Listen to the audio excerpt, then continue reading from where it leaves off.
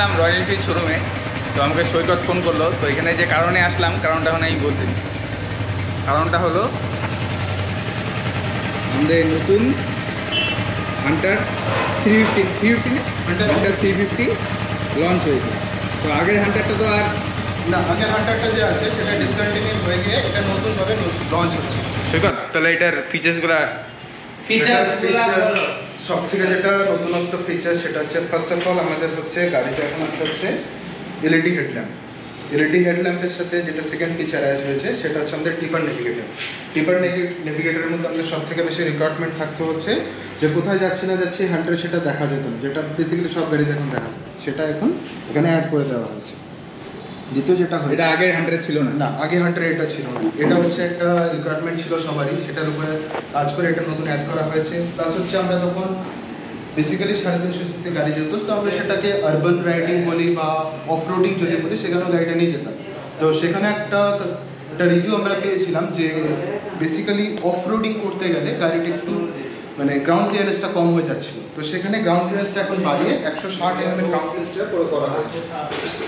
যেখানে অ্যাডিশনালি আপনার হচ্ছে যে গ্রাফিক্সটা যে আছে, এই গ্রাফিক্সের উপরে টোটাল কাজ, তারপরে হচ্ছে এই যে চাকার যে অ্যালোভেলের ডিজাইনটা আছে এটা পুরোপুরি চেঞ্জ। প্লাস হচ্ছে যেহেতু হান্টার আমরা বেসিক্যালি ফোকাস করে থাকি হচ্ছে 18 থেকে 35 মধ্যে এজিআরের উপর, তো এরকম একটা টেন্ডেন্সি কি থাকে যে একটা রাফ স্পিড চাই। তো সেখানে একটা রিকোয়ারমেন্ট ছিল কি যে ডাউন শিফটিং হোক বা একটা আপার শিফটিং হোক কোনো গাড়ি ওভারটেক করার জন্য, সেখানে আমাদের একটা রিকোয়ারমেন্ট ছিল কি স্লিপার ক্লাচে, যাতে করে ম্যানুভারিংটা ইজি হয়। মানে এটা কি ক্লাস না চিপে গিয়ারটা শিফটিং করা যায়? একদম, সেটা হচ্ছে পুরোপুরি এখন করে দেওয়া হয়েছে, স্লিপার ক্লাচে গাড়িতে আছে। প্লাস হচ্ছে আর একটা যেটা সবারই আমাদের রিকোয়ারমেন্ট ছিল যে স্টিফনেস একটা থাকতো হান্টারে বেসিক্যালি।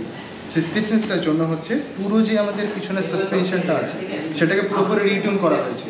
রিটার্ন করে একদম নতুন একটা সাসপেনশন দেওয়া হয়েছে, যেটাতে আগেকার মতন কোনো স্টিফনেস কিন্তু নেই, একদম পুরোপুরি নতুন করে দেওয়া হয়েছে। আর এখন কালারগুলোর মধ্যেও পুরোপুরি চেঞ্জ হয়ে যাচ্ছে, যেমন আগে পুরো হোয়াইটের মধ্যে আসে, তো সেখানে হোয়াইটের মধ্যে একটা সুন্দর কালারের মধ্যে ডেফিনেশন করে দেওয়া হয়েছে, যেটা দেখতেও ভালো লাগছে। এখন তো সব গাড়িতেই কালার কি একটাই নাকি আরো?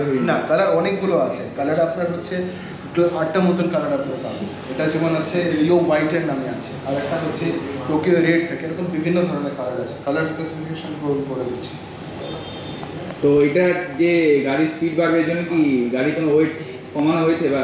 না, গাড়ির যেটা ওয়েট ছিল, যেটা আমাদের হচ্ছে 181 কেজি ওয়েট থাকে, কার ওয়েট যেটা থাকে 181, সেম 181ই রাখা আছে, সেখান থেকে কোনো চেঞ্জেস নেই। আর হচ্ছে গাড়ির কালার বলতে একটা রেবেল ব্লু আছে, যেটা আগে আমাদের রেবেল ব্লু ছিল, তো সেখানটাতে কিছু চেঞ্জেস করা হয়েছে। লন্ডন রেড যেটা আমাদের বাইরেই আছে, টোকিও ব্ল্যাক একটা আছে। এগুলো হচ্ছে যে তিনটা বললাম, এগুলো হচ্ছে পুরোপুরি টপ ভেরিয়েন্টের মধ্যে, মানে ডুয়েল টোন কালারের মধ্যে আসবে। আর এটা যেটা আছে এটা হচ্ছে আমাদের মিডিয়াল ভেরিয়েন্টের মধ্যে আছে। মিডিয়াল ভেরিয়েন্টের মধ্যে ড্যাপা গ্রে থাকে, রিও হোয়াইট থাকে, আর একটা থাকে হচ্ছে ফ্যাক্টরি ব্ল্যাক, ওটা হচ্ছে একদম বেস মডেল থাকছে। এগুলো হচ্ছে পুরোপুরি হান্টারের নতুন যেটা চেঞ্জেস। আর এটা প্রাইস কিরকম অনরোড থাকবে? প্রাইসের যে পুরো ক্লিয়ারিফিকেশনটা থাকছে, প্রাইসের ক্লিয়ারিফিকেশনটা রাফলি আপনারা ধরে রাখতে পারেন 9000-এর মতন বা 10,000-এর আশেপাশে একটা হচ্ছে ইনক্রিজমেন্ট হয়ে থাকে। কিন্তু সেটার পুরোপুরি এখন অফিসিয়াল ক্লিয়ারিফিকেশনটা আসলে পরে অবশ্যই হচ্ছে আমরা সেটাকে ডিসকাস করি। তো এটা তো এখন আসলে নেওয়া যাবে নাকি? বুকিং শুরু করা যাবে এখন থেকে? বুকিং শুরু করা যাবে। আপনার হচ্ছে আমাদের খুব বেশি নয়, সামান্য একটা 10 দিনের ওয়েটিং পিরিয়ড থাকবে, 10 দিনের মধ্যে গাড়ি অ্যাভেলেবেল হয়ে যাবে। ঠিক আছে, ধন্যবাদ। আসার জন্য অসংখ্য ধন্যবাদ।